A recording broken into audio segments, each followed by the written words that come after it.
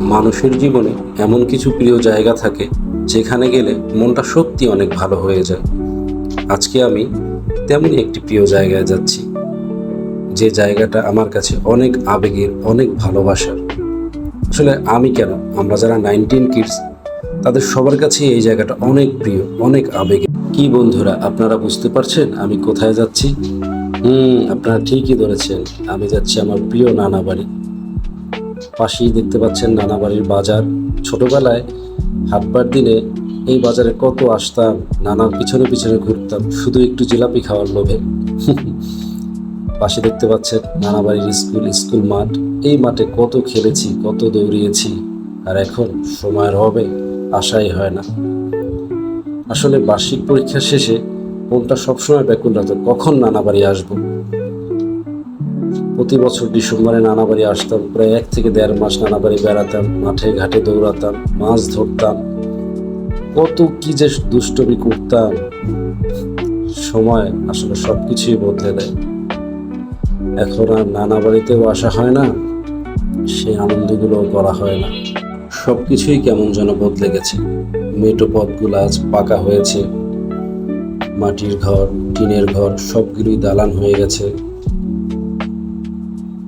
আসলে সময় পরিক্রমায় সবকিছুই বদলে যায়। এটা নানা বাড়ির মসজিদ। সামনে যে পুকুরটা দেখতে পাচ্ছেন, এই পুকুরে কত গোসল করেছি।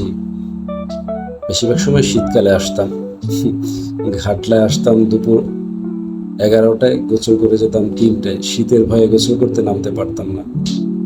কি সময়টাই না কেটেছে। বাড়ির উঠোন পেরিয়ে এই মুহূর্তে আমি নানার ঘরের সামনে। পাশের যে বিল্ডিংটি দেখতে পাচ্ছেন, এটাই আমার নানার ঘর। একসময় এই ঘরটি টিনের দোতলা ঘর ছিল, ঘর ভর্তি মানুষ ছিল, কি মজাটাই না হতো। আর এখন দালান হয়েছে, বিল্ডিং হয়েছে, বাট ঘরে তালা মারা, কেউ নেই এখন। আমি নিঃসঙ্গ নিস্তব্ধ নানা বাড়িতে এসে থমকে দাঁড়িয়ে আছি। আসলে কি সময়টা ছিল আর এখন কি সময়টা পার করছি। নানা বাড়ির আশপাশটা একটু ঘুরে দেখতেছি।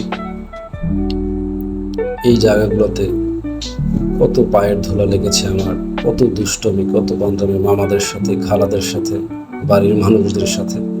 আর এখন কালের পরিক্রমায় ফাঁকা হয়ে আছে সব। সবাই সবার কাজে ব্যস্ত, দূরে থাকতেছে। এই যে পুকুরটা দেখতেছে, এই পুকুরে আমি সাঁতার শিখেছি। এই পুকুরে কত গোসল করেছি, কত মাছ ধরেছি। আর কালের পরিক্রমা এখন সব কিছুই নীরব, নিথর। মামারা, খালারা যে যার মতো কাজে ব্যস্ত, দূরে থাকতেছে। কালের পরিক্রমায় তারা বাড়িতে আসে। আমার নানি এখনো বেঁচে আছে, উনি মাঝে মাঝে বাড়িতে থাকেন, আবার শহরের ছেলেদের কাছে, মেয়েদের কাছে থাকেন। এই তো জীবন। আসলে মানুষের জীবনটাই এমন, সময়ের সাথে সাথে সবকিছুই বদলে যায়, শুধু থেকে যায় কিছু স্মৃতি। আপনার বাড়ির পিছনের বাগান দেখতে পাচ্ছেন। এই বাগানে আছে কত ফলের গাছ ছিল, কত ঢিল বেড়েছে সেই গাছে। এখন কিছুই দেখতে পাচ্ছি না।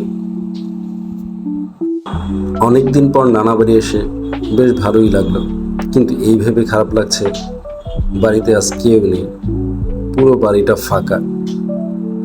ঘরের ভিতরটাও দেখতে পারলাম না, ঢুকতে পারলাম না, তালা মারা। আসলে এমনটাই হয়, জীবন পরিক্রমায় সবকিছুই বদলে যায়।